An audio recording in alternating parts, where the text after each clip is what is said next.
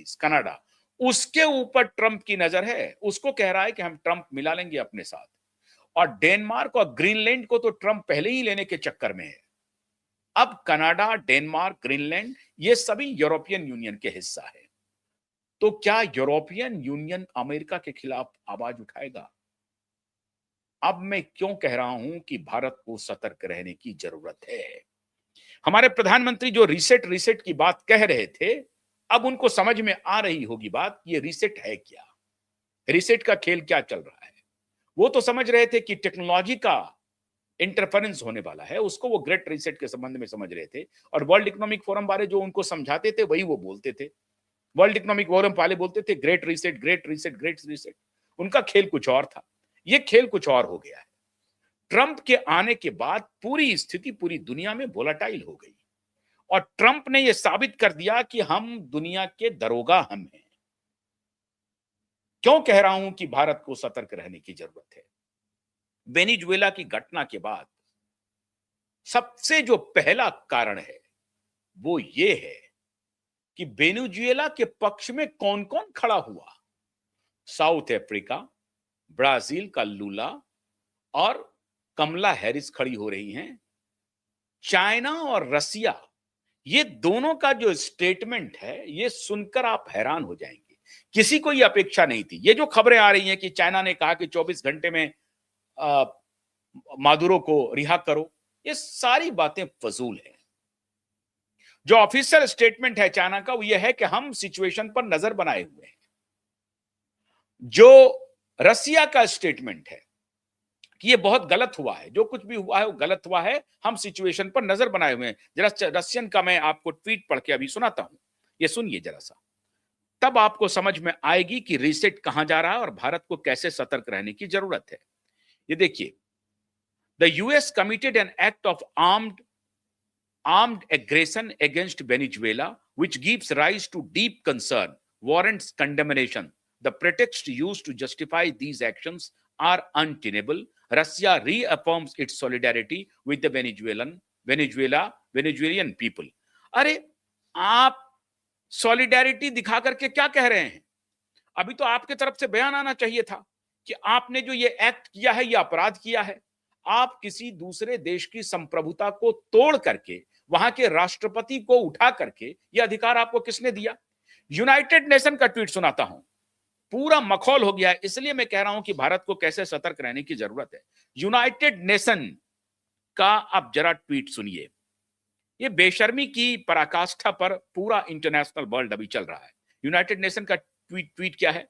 Deeply alarmed by escalation, deeply alarmed by escalation in Venezuela, culminating with US military action today. He is concerned that international law hasn't been respected. बहुत अच्छी बात है, अगर नहीं किया गया उसके बाद एक्शन क्या हुआ तुम्हारा? He calls on all actors in Venezuela to engage in inclusive dialogue in respect of human rights and rule of law. वाह, ये सरमन दिया जा रहा है यूनाइटेड नेशन की तरफ से।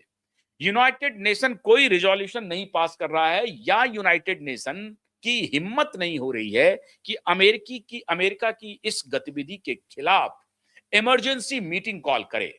और सिक्योरिटी काउंसिल के जो लोग मेंबर हैं ना, फ्रांस की कहानी क्या है जरा सुनिए। फ्रांस की कहानी, फ्रांस पूरी तरह से क्यों खड़ा हो गया है।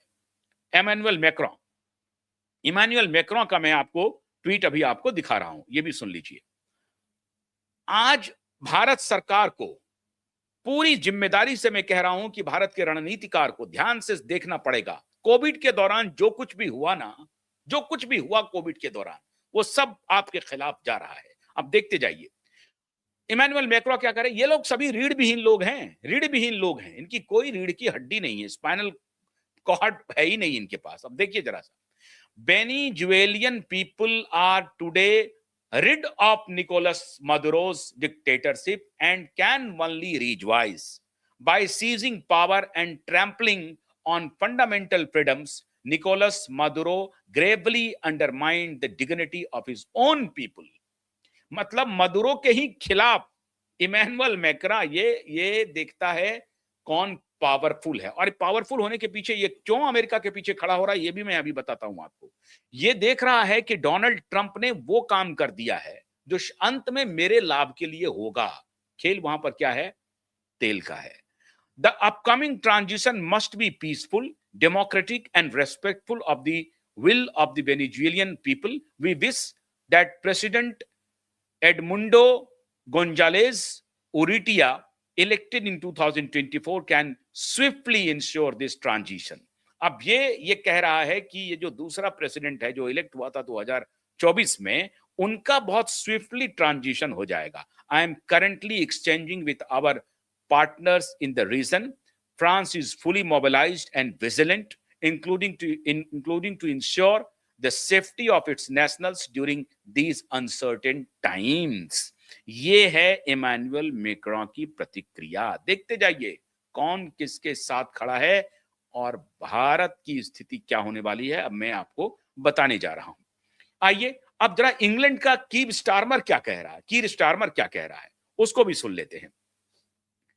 निर्लजों की पूरी फौज अमेरिका के साथ खड़ी हो गई है, निर्लजों। और ये सभी मतलब एक जो दरोगा है, दरोगा के साथ ये जो पूरी लुटेरी जमात है वो पूरी खड़ी हो गई है, पूरी जमात खड़ी हो गई है, लुटेरी जमात। ये क्या कह रहा है? The situation in Venezuela is fast moving, we will establish all the facts and speak to allies. Our embassy in Caracas is working to ensure all British nationals in Venezuela are supported. अब ये अपने British national के बारे में ही चिंता करने पर लगा हुआ है। इनकी हिम्मत नहीं हो रही है प्रेसिडेंट ट्रंप के खिलाफ एक शब्द बोलने का, एक शब्द बोलने का। आप याद कीजिए कि जब जेलेंस्की को एक प्रकार से धक्का दिया था, धकिया दिया था, जो जो लोकल डायलेक्ट में अगर हम कहें तो धकिया दिया था जेलेंस्की को जब प्रेसिडेंट ने, तो ये कीव स्टारमर कहा था कि नहीं ये बहुत बड़ा हो रहा है, हम ऐसे करेंगे वैसे करेंगे। वहां से अमेरिका से आया, फौरन जेलेंस्की गया कीव स्टारमर से मिलने के लिए, और फिर इन लोगों ने बैठक करके फिर कुछ कहा, फिर समझा दिया। अमेरिका कुछ नहीं है, अमेरिका वही क्लान है, यही फ्रांस, यही इंग्लैंड और यही जर्मनी, ये सभी आपस में भाई है। For that matter to some extent Russia भी। रसिया का जो स्टेटमेंट था वो सबसे महत्वपूर्ण था मित्रों। सब लोग प्रतीक्षा